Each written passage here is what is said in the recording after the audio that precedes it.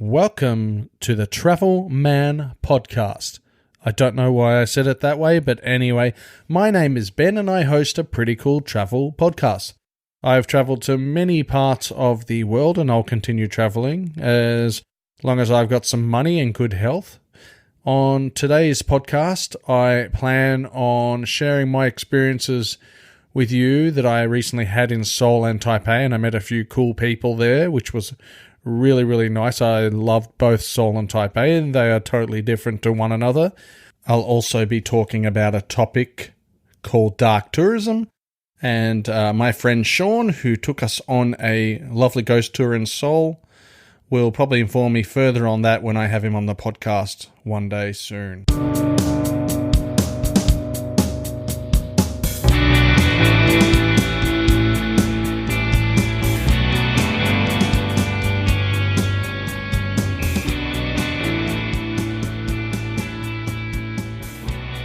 So, I am back, and I enjoyed Seoul and Taipei. What can I say? I really love those two places. So Seoul is the capital of South Korea, and Taipei is the capital of Taiwan. Actually, is it the capital of Taiwan? Maybe it's not. I think there's another town which is the capital of Taiwan, so I might be wrong. Let's just say Taipei is the biggest city, and that's where you're going to go if you want to eat all that delicious street food. So on my travels, I met this girl called Mung. She was quite funny. She was in the train with us. We were traveling in Seoul. It was probably only our second day, and she was really disorientated, and she wanted to find the Meerkat Cafe. Now, I had gone to a cat cafe the day before. It was a cat cafe, not a meerkat cafe. It was about 4:30, 5 o'clock in the night, so Mandy and I decided that we will go with her to Myeongdong district or area and try and find this meerkat cafe, this elusive meerkat cafe.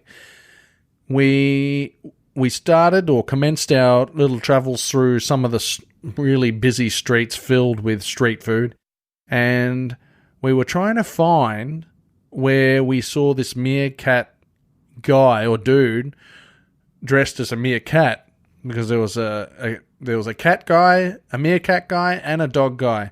They were all South Korean people, obviously dressed up in suits to try and persuade you to go to their establishments.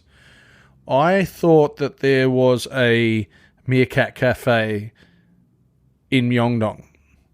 I get to the cat cafe, and she was like, "Okay, so is this it?" And I said, "No, this is the cat cafe." And she was disappointed to a point. She really wanted the meerkat cafe. She didn't care much for cats. She goes, "Oh, but they're cats. They're everyday cats." Whereas Mandy and I went to the cat cafe the day before, and we were blown away. All these different species of cats.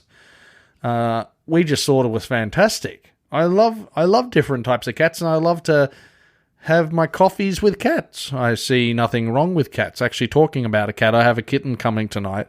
We have to pick up a brand new kitten. So there you go. That's a bit of cool news. So in about an hour's time or a bit more, Miyu will have a baby brother or sister. We don't know the sex of the kitten, but we will have to take the kitten to the vet to see how it's going and to see what we have to do, because I think it's only a couple of weeks old. So anyway, I digress, as I do many of the time. So Mung wasn't too happy, although I did give her a Travelman Podcast card, business card. So let's just see if she ever follows me or tries to contact me. But she was pretty disappointed. She wanted the meerkat cafe, and I just gave her a standard cat cafe.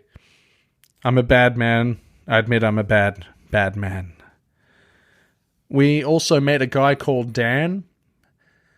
Dan was our Korean food guide. Well, Korean food guy. But he hosts the successful blog called Seoul Eats. You can follow Dan on Seoul Eats and Twitter and all that stuff. It's all in the show notes. So Dan is at Seoul Eats for Twitter, at Seoul Eats for Instagram. It's www.facebook.com/Seoul Eats, and his website is www.souleats.com.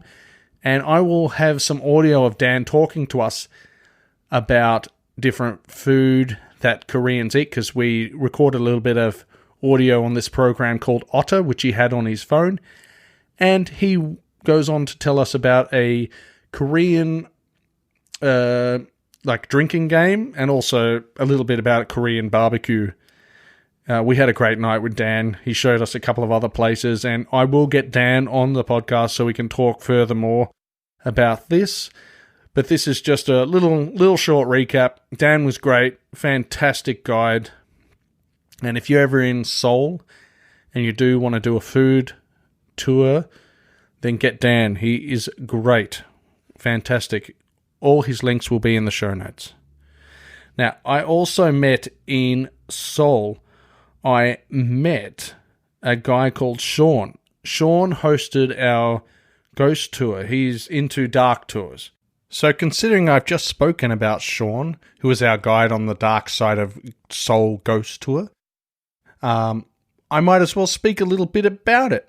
I'd love to have Shawn on the podcast, so maybe I can discuss with Shawn how I can get him on the podcast, what time works well for him. I know he's got a kid, so it would probably be a little bit tough, but yeah, I'd like to really do a deeper dive on this topic. So this is what I've read up on. So what is dark tourism, you might ask? So as a listener, you could possibly be a dark tourist.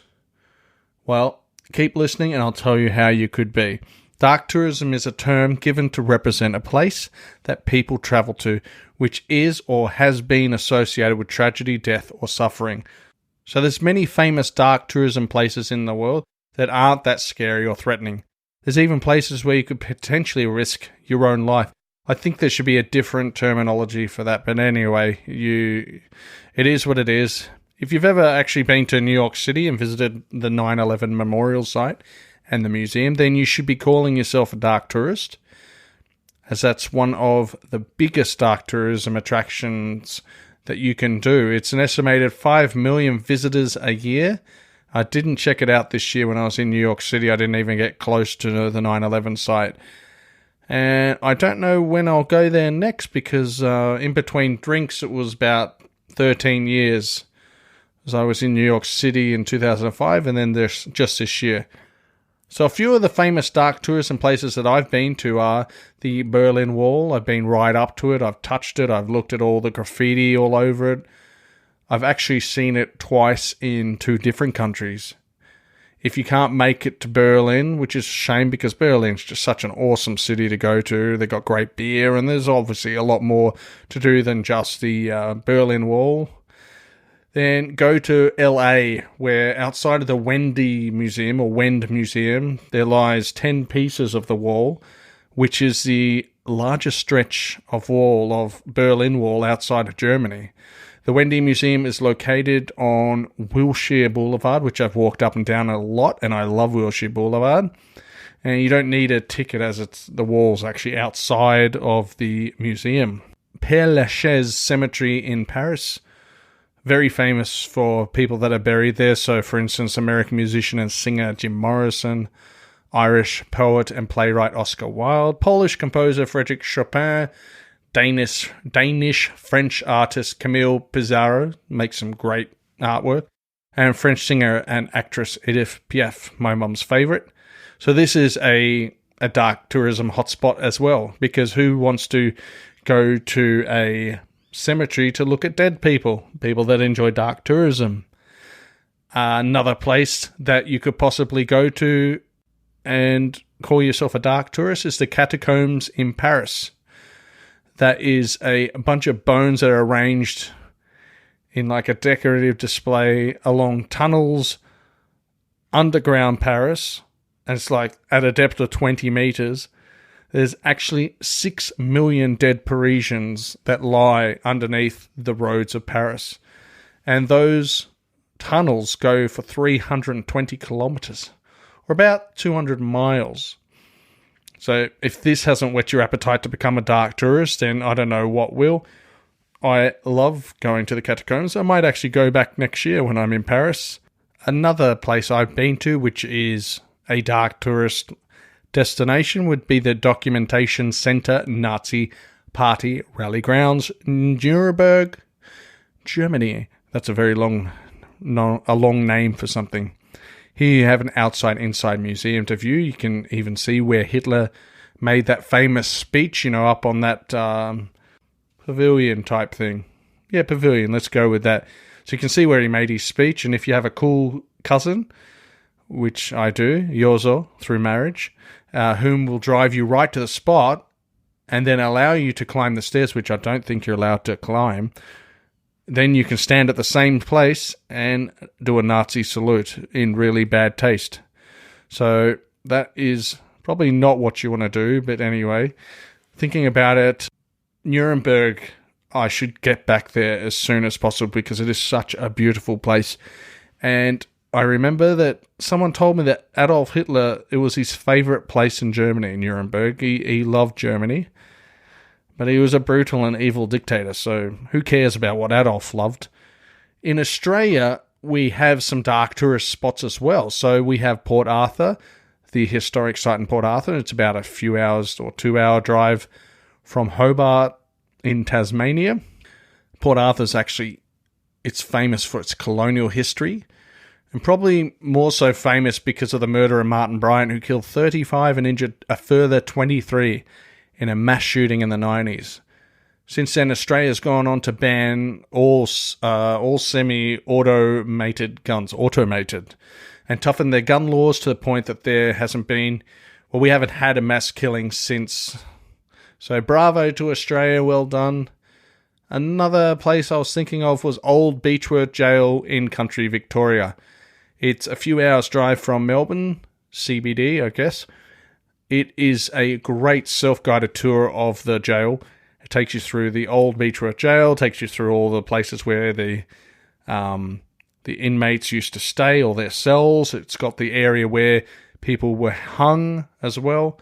And it's just very interesting. One of the best things you can probably do in Beechworth is that, and there's obviously a bunch of other stuff because Beechworth, it's a very beautiful town in country Victoria. It is famous for housing Ned Kelly and his mother. Ned Kelly was a very notorious Australian bushranger and outlaw. So you can check him out if you want to do some further research on Ned.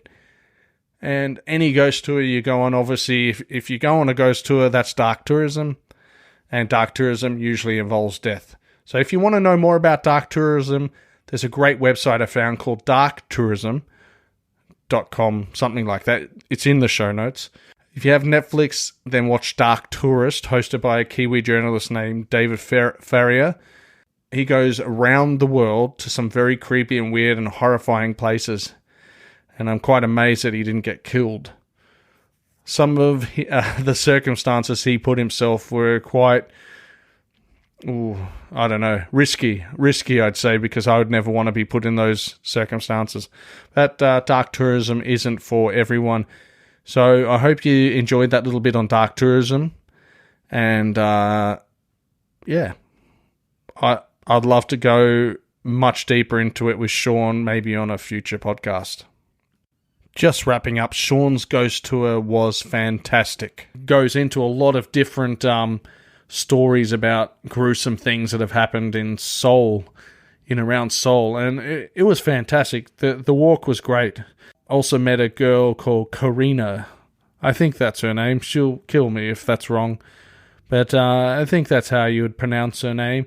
But Shawn was great, and there were some Aussie girls on the tour as well.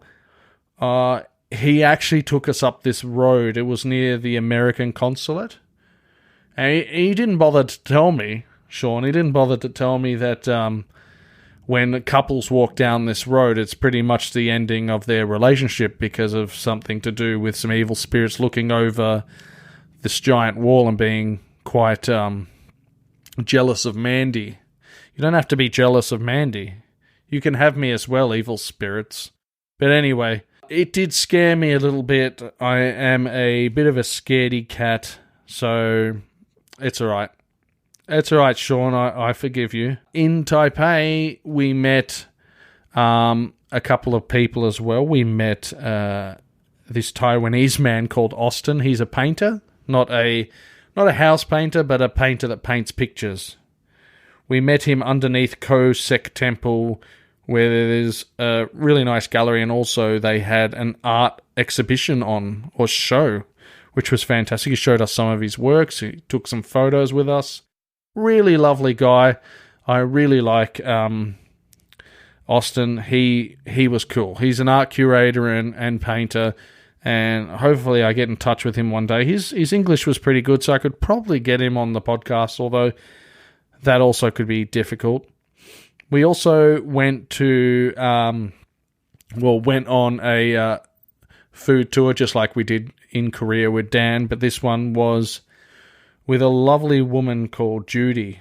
Now, I've recorded a lot of recordings with Judy and her husband, David, so that will be coming out on a Taiwan podcast, or a Seoul and Taipei, or a South Korea and Taiwan podcast. So however I do that, you'll be getting a bunch of audio from myself and Judy and David and Mandy talking about Taipei street food, which is just delicious. I can't tell you how much I love Taiwanese street food. It is the best. It's so tasty. We also went on a KK Day tour. KK Day tour. You can look up KK Day. There'll be links in the show notes to Jufuen and Shifuen area, places like that.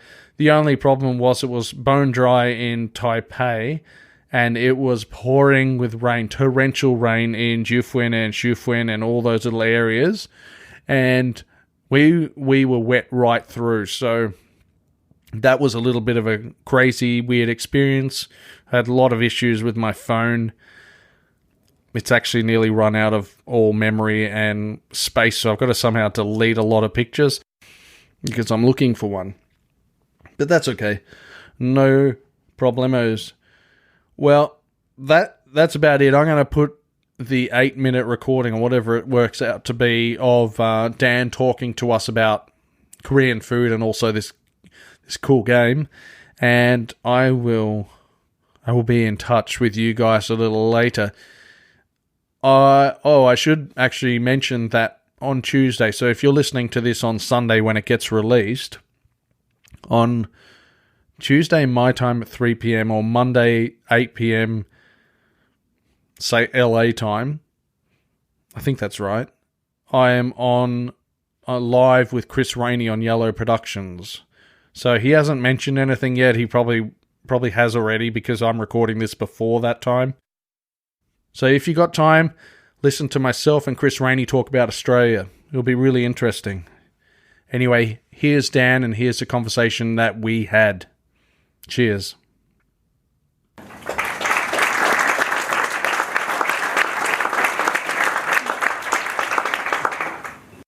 Okay, so we're going to play a little game. It's called Titanic. And so what we do is there's a beer glass here, and there's a soju glass floating on top, and then we just pour some soju here, and then I pass the ball. Okay. The object of the game is to make the other person sink the glass. Right. Okay. So I pour a little bit. Not you, yeah. And as you can hear the sounds of the barbecue there going. And we also have like a green onion sauce. These are some soy sauce pickles. Ooh, now it goes back to me. So they always like to mix the beer and the soju. A little bit close? Yeah. So this is like a spicy beef soup. So it's got some mustard greens and stuff in it.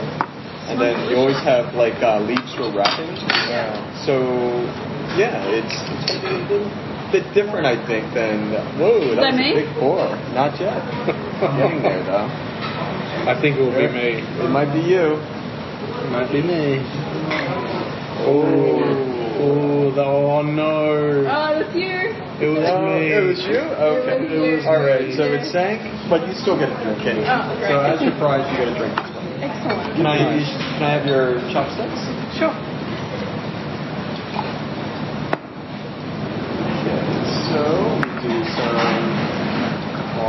soju and some beer. Yeah, you kind of mix it up. And Beautiful.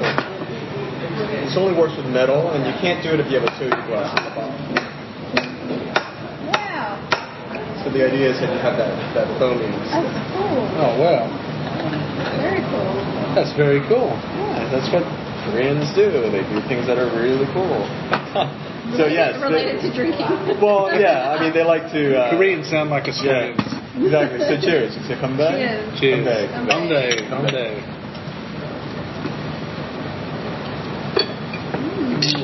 So it's got grapefruit soju. So it's a flavored soju that was popular starting from about a year and a half ago, and they had a lot of different flavors and stuff that came out then. Peach one. So what's that? I've had a peach one. Yeah, the peach one, the grape one. There was apple. There was pomegranate. Everything you could think of. They had all those different flavors. And then they just kind of got tired of them all. Yeah. But grapefruit stayed. Because Koreans love grapefruit. Oh, really? Yeah. The new trend right now is calamari. It's kind of like the lime. Oh, yeah. Yeah. So that's getting popular right now. A little bit dark there. It's an absolutely cool place. Yeah.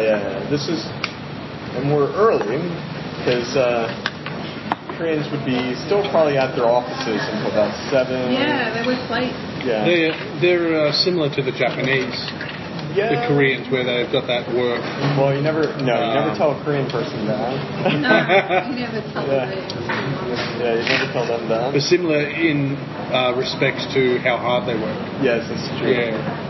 Yeah, don't even tell Koreans that either. Here, I'm going to take some pictures. I'll send these to you guys. Thanks. All right, thanks, my models. One more. 1, 2, 3. One more. 1, 2, 4. Excellent. Yeah. Thanks, So Dan. the meat's getting ready to go. Wow. So it looks great. Yeah, just kind of cook it all the way through. Now, the meat I'm going to put around the outside to be ready to go. Right. And all of it's getting almost done here. You can see it. All right. And so what you want to do is you can either dip it in one of the sauces, or you can make a lettuce wrap. And to make a lettuce wrap, grab a leaf of lettuce, put some meat on it. Okay. This is, you got some samjang over there. This is bean paste, a little bit of chili paste. And then you throw some onions, whatever you want. Koreans love raw garlic. Yeah, I've noticed that. Yeah, so you just make a wrap with the raw garlic. And then the most important thing is like you have to wrap it and eat it in one bite. Wrap it and eat it in one bite. Yeah, so it's not a taco. So would you put some of this in there? You can, yeah. Yeah. Just the most important thing is like this. You got to eat it in one bite. One bite. Okay. Really nice. And would you put a little bit of the onion? Yeah. I'm getting a lesson in Korean food eating. That's what we're supposed to do. That's what I do on my course.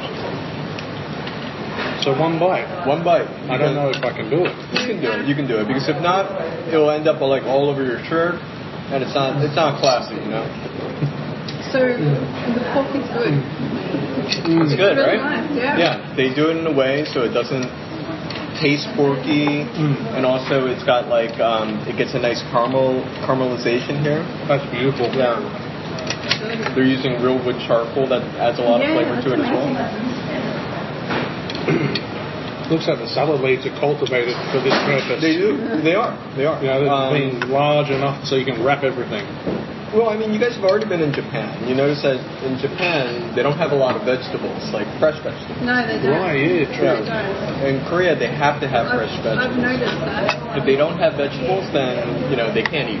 There's uproar. Yeah. Well, yeah, because they need to balance out everything. They need to balance out the savoriness with something crisp. You need to have something that's spicy, and then contrast spicy. And you always have to have this, like, dry food and wet food, like your soup there. Yes. So if you have hot soup, you know, you saw it's bubbling at the table. Yeah. Yeah, it ends up like, you know, it's helping your stomach expand, therefore you feel more comfortable. So yeah, there's a reason for everything in Korea on the table. And the alcohol is there just to make you happy. Yeah. Alcohol spray. So the New Village movement was an economic movement that was to encourage economic growth. So they had a lot of big initiatives like having, giving like a village 100 tons of concrete, 100 tons of steel, and tell them build something, and they would build stuff. People would work for very, very little money for very, very long days in order to survive. But this didn't always. But the idea was that we were supposed to sacrifice yourself for your children, and then the children would take care of the older people. Well, that hasn't exactly happened. So you can take the fermented soybeans, mix it with glutinous rice, chili powder, and this is some malt. Yeah, so you boil this for like 8 hours, and it turns into like a syrup, like corn syrup. And then that's how you make the red chili paste. So that's a chili paste, and so the mix of these two together, that's your samjang. It's a mix of the two different sauces that you had. Remember at the barbecue place? Yeah. This is all just roasting sesame seeds, and then this is Korean sesame oil. It's really dark because he's roasted it and pressed it right there on the day. This is wild sesame oil, and then you take this and use it to flavor your foods and stuff. And after you open it, you actually have to keep it in the refrigerator because it's like a craft beer. Yeah. So it tastes very different to the... Very, very different from the filtered one. That's why it's so dark.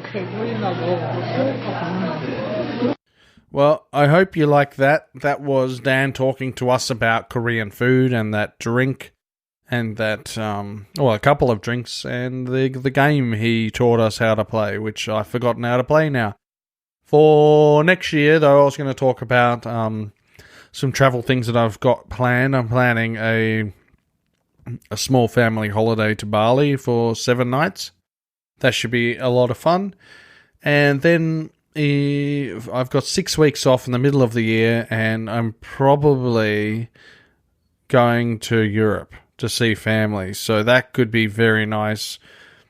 I'm thinking 3 weeks around France and 2 weeks or so in Croatia and a week somewhere else. Not 100% sure of the itinerary as yet, but it's pretty exciting, and it'll be great to see all my family again. And for the 3 weeks in France, I plan to just take it easy, take the TGV everywhere, travel around, and see a lot of different places I've never been to before. So it's going to be great. Whatever happens in France is going to be fantastic. Croatia is obviously going to catch up with Mandy's family as well as hang out by the beach because it'll be quite hot.